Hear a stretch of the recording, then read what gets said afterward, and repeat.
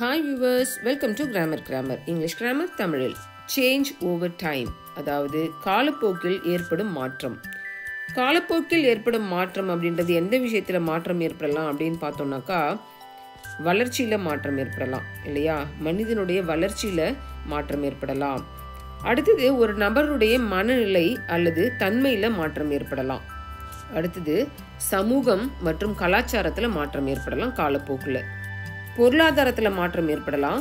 ஒருவருடைய கருத்துக்கள் அல்லது அவர்களுடைய மதிப்புகளில் மாற்றம் ஏற்படலாம். ஒப்பீனியனில் மாற்றம் ஏற்படலாம். இந்த மாதிரி கடந்த காலத்தில் இருந்த அவருடைய கருத்துக்களுக்கும் கடந்த காலத்தில் இருந்த ஒரு நிலைக்கும் இப்போ இருக்கிற அந்த நிலைக்கும் இருக்கக்கூடிய மாற்றத்தை நம்ம எப்படி இங்கிலீஷில் பேசலாம். இந்த ஒரு எக்ஸாம்பிளை நீங்கள் படிச்சீங்க அப்படின்னாலே உங்களுக்கு இது எப்படி பேசுறது அப்படின்றது நல்லா புரிஞ்சிடும். கடந்த சில ஆண்டுகளில் தொழில்நுட்பம் வியக்கத்தகு முறையில் முன்னேறியுள்ளது. இதை நம்ம எப்படி இங்கிலீஷில் சொல்லலாம் அப்படின்னு பார்த்தோம்னாக்கா technology has advanced dramatically in the last few decades. Decades அப்படின்னாக்கா 10 வருஷத்தில் ஏற்படக்கூடிய மாற்றம். 10 வருஷம் அப்படின்றது தான் டெக்கெட்ஸ் அப்படின்னு சொல்லுவோம். அப்போ இதில் ஹேஸ் அட்வான்ஸ்டுன்னு இருக்கு இல்லையா, அது ப்ரெசன்ட் பர்ஃபெக்ட் டென்ஸ் அப்படின்னு நம்ம சொல்லுவோம். ஒரு மனிதனுடைய மனநிலையிலையோ அவனுடைய கேரக்டர்லையோ ஒரு இடத்தினுடைய அட்மாஸ்பியர்லையோ ஏதோ ஒரு மாற்றம் நடக்குது அப்படின்னாக்கா அந்த மாற்றத்தை பற்றி நம்ம பேசணும்னா நம்ம ப்ரெசன்ட் பர்ஃபெக்ட் டென்ஸை யூஸ் பண்ணி பேசலாம். அடுத்தது இந்த மாதிரி பேசணும்னு பாருங்களேன். அவர் தனது புதிய வேலையை தொடங்கியதிலிருந்து அதிக நம்பிக்கையுடன் இருக்கிறார் அப்படின்னு நம்ம சொல்லணும். அப்படின்னா புதுசாக வேலையில் ஜாயின் பண்ணது ரொம்ப கான்ஃபிடென்ட்டாக இருக்காரு அப்படின்னு நம்ம சொல்லுவோம்ல. இது எப்படி நம்ம இங்கிலீஷில் சொல்லலாம்?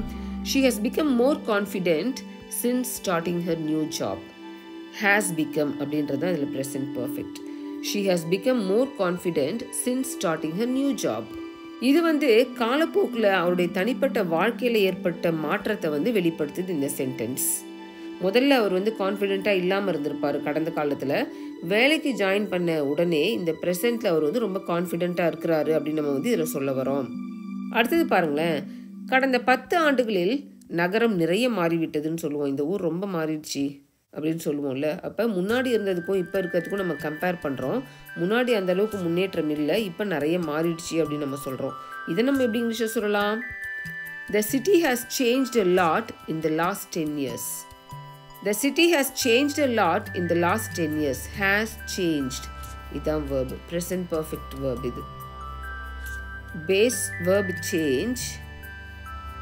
இதை ப்ரெசன்ட் பர்ஃபெக்டாக மாற்றணும் அப்படின்னாக்கா இந்த சிட்டி அப்படின்றது 3rd person சிங்குலர், அதனால ஹேஸ் போடுறோம். இந்த வேர்பு சேஞ்ச் கூட நம்ம ஈடியே சேர்த்துடணும், சேஞ்சுன்னு சொல்லணும். இந்த city has changed a lot in the last 10 years அப்படின்னா கடந்த 10 ஆண்டுகளில் இந்த நகரம் நிறைய மாறிவிட்டது அப்படின்னு நம்ம சொல்கிறோம்.